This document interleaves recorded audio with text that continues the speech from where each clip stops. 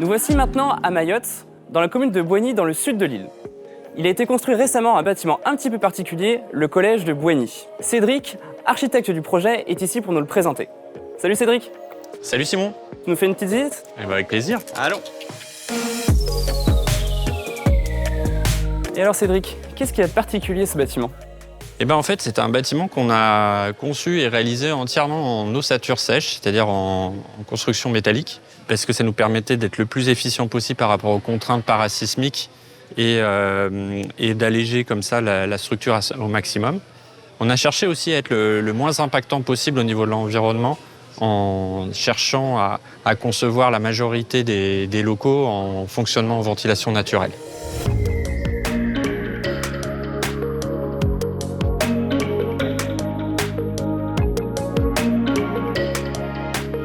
Maintenant, on est dans une salle de classe. Je vois de larges ouvertures, des brasseurs d'air. Est-ce que tu peux nous expliquer un petit peu comment ça fonctionne ? Ici, on fonctionne en ventilation naturelle traversante. Du coup, effectivement, on a deux façades opposées qui sont largement ouvertes, avec plus de 40% de porosité. C'est pour ça qu'on a fait ces grands volets qui donnent sur la nature, ces jalousies de l'autre côté. Et donc, ça nous assure une vitesse d'air à l'intérieur des locaux qui permet aux élèves de sentir une température abaissée par rapport à la température réelle et donc d'avoir un meilleur confort. Parallèlement à ça, ce fort renouvellement d'air permet aussi d'évacuer la surcharge thermique puisque les élèves chauffent naturellement à force de réfléchir. Et donc du coup, ce fort renouvellement d'air permet d'évacuer toute cette surcharge thermique. Ok, mais si jamais il n'y a pas de vent, comment ça se passe ? Et ben c'est pour ça qu'on a installé également des brasseurs d'air qui permettent d'avoir toujours cette vitesse d'air garantie. Mais seuls les brasseurs d'air ne suffiront pas, il faut également avoir une bonne conception de l'enveloppe et c'est pour ça qu'on a isolé au maximum des apports thermiques externes le bâtiment en faisant des grands débords de toiture, en ajoutant des brises soleil adaptées à l'orientation des façades, horizontaux au nord, verticaux au sud, et également en isolant correctement la toiture et en utilisant un matériau réfléchissant.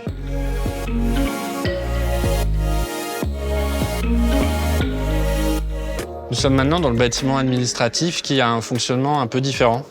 Ouais, je vois ça. Tu peux nous expliquer ? Ici, en fait, on fonctionne avec un puits dépressionnaire qui fonctionne grâce à ce patio. Donc, tu as tous les locaux qui sont organisés autour de ce patio. On a des façades avec de fortes porosités qui permettent de faire l'admission d'air.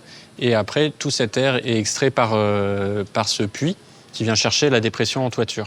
Ok. Mais du coup, ça fonctionne pas du tout comme la ventilation naturelle traversante, comme on l'a vu tout à l'heure dans les salles de classe.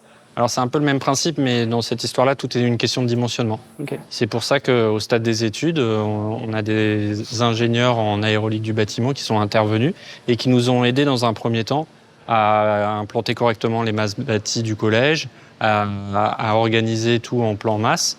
Et une fois qu'on a passé cette première étape, on a réalisé une maquette de l'ensemble du collège et du terrain alentour. Et on a passé cette maquette en soufflerie. Et grâce au retour de ces essais, on a pu dimensionner correctement ce puits dépressionnaire, dimensionner correctement les ouvertures en façade pour attester du bon fonctionnement de ce principe en ventilation naturelle.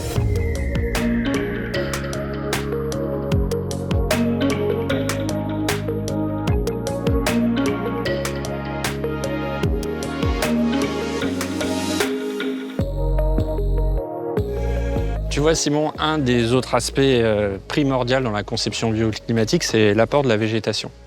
Et sur ce projet, avant de faire un projet de bâtiment, on s'est attaché à faire un projet paysager.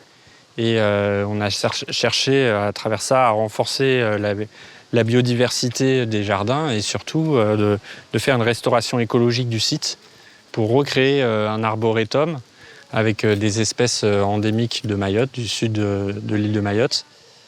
Et pourquoi on a fait ça ? C'est au-delà du renfort des écosystèmes, c'est pour amener plus de confort à l'intérieur des bâtiments. Parce que quand tu végétalises tout le pourtour des bâtiments sur une épaisseur de 4 mètres minimum, tu évites l'échauffement direct de l'environnement et du coup tu es en meilleur confort à l'intérieur du bâtiment.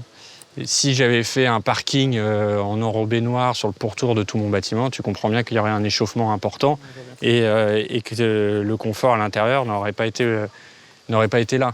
Donc du coup, cette stratégie sur la végétation est primordiale pour bien faire fonctionner nos bâtiments bioclimatiques. Et c'est pour ça que dès le départ, on a cherché à préserver au maximum le site, préserver la structure végétale existante, les grands baobabs, capoquiers qui étaient là, et on s'en est servi comme structure, et pour implanter vraiment nos bâtiments au plus juste, tout en préservant la topographie du site, afin de bouleverser le moins possible le fonctionnement hydraulique du terrain existant. Mais du coup, c'est nouveau cette démarche globale sur la conception environnementale, sur tous les aspects qu'on a pu voir sur le bâtiment, sur les espaces extérieurs, c'est une démarche que vous avez initiée ?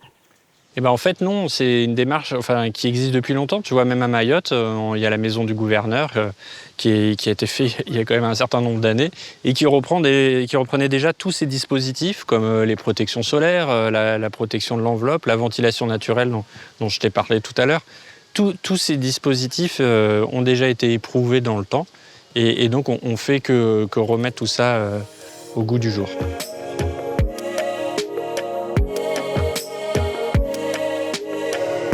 Bravo pour ce travail Cédric et merci pour cette présentation. La ventilation naturelle est un élément clé de la conception passive en climat tropical. Nous avons vu que c'est une démarche globale à l'échelle urbaine, à l'échelle du bâtiment et à l'échelle du local. En parallèle, il est nécessaire de se protéger efficacement du rayonnement solaire et également d'avoir une végétalisation dense aux abords des bâtiments. Dans le prochain module, nous allons voir comment travailler sur la conception paysagère d'un projet.